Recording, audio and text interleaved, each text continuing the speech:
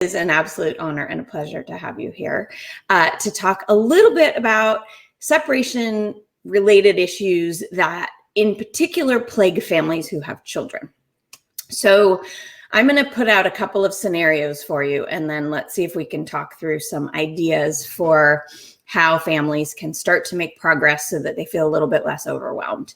Okay. So one big problem is that a lot of dogs have trouble being behind a barrier of any kind.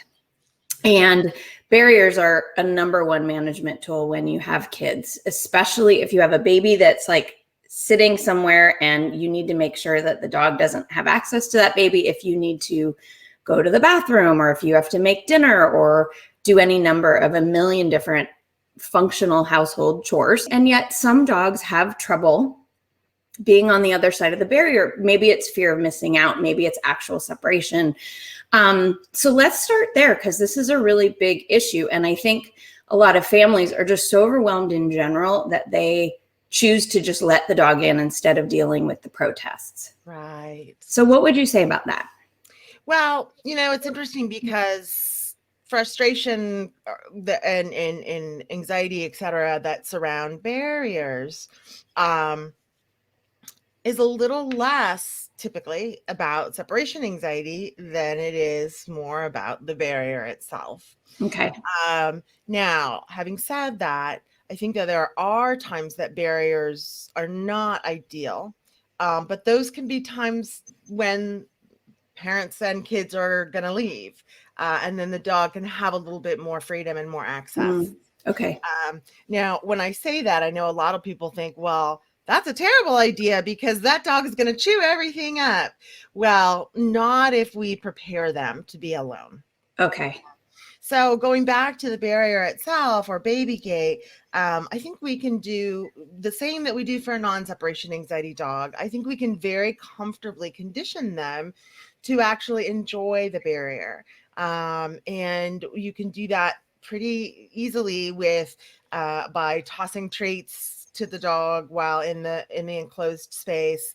For some moms and dads are just, their hands are so full, like it would be a hardship to think that they would have to continue to toss treats. My dog protesting. And so there are automated machines even that can dispense treat items, which can help with that. So either completely automated, where you just turn the machine on and it randomly kicks out treats, or automated to the point that, mom or dad could hold on to a remote control and push a button or something.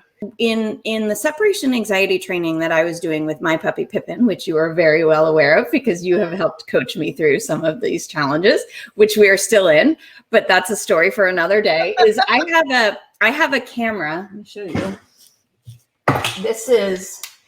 This is called a Furbo, and it's kind of interesting. So you can take the lid off and put some treats inside, and then the camera is here, so I can watch it on my phone. So when I leave, I can watch him to see that he's not too stressed out. And if I chose to, I can push a button and it shoots treats out of here.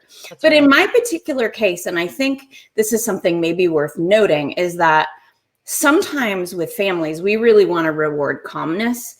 And if you're shooting treats all over the place, you're changing the energy of the situation. You're not necessarily creating calmness. And I know that one thing that I've learned a lot from you is that sometimes you want the dog to be comfortable being quiet and being, I want to say, bored.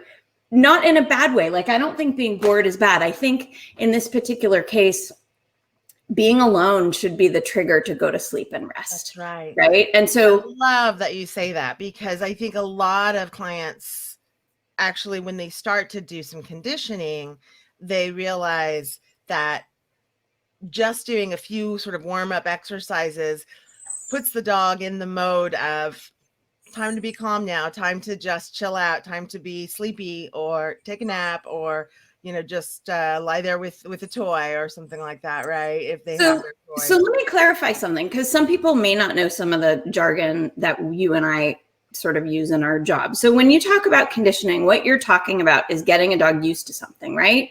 So how would you recommend starting? Because there's different stages, right? And it all depends on how the dog is feeling. Some dogs literally have a panic disorder, which is what separation anxiety is, where they're just not even in their brain and they are possibly defecating and drooling and shaking. And it's they have no choice. This is not something that we can make them tough it out and lock them in a tougher crate. I mean, this is seriously a brain challenge, right? That's but right. then you also have other dogs that are frustrated, that just don't want to be alone, because why would you? It's more fun with you and with the kids.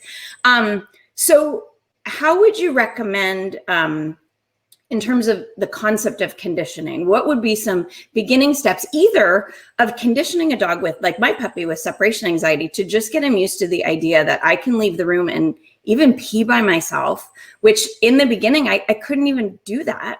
Sure. Versus, I mean, we don't even have to talk about leaving, because that's a whole nother thing, but even just leaving to go get the mail. And these are real issues. If a parent has to go change a poopy diaper, Yeah. you don't want your dog getting up in your business with a poopy diaper. So sometimes you have to use a gate.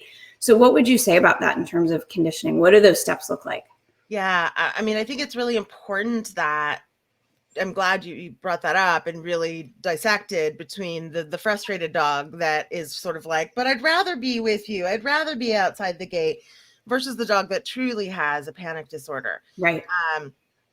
And so a dog that truly has, separation anxiety or some separation related problems needs such gradual increments of being left alone. And I use the air quotes here because in the beginning, that probably won't be anything alone at all. It might very well be take 2 steps away from the penned off area, count to 1 second and come on back.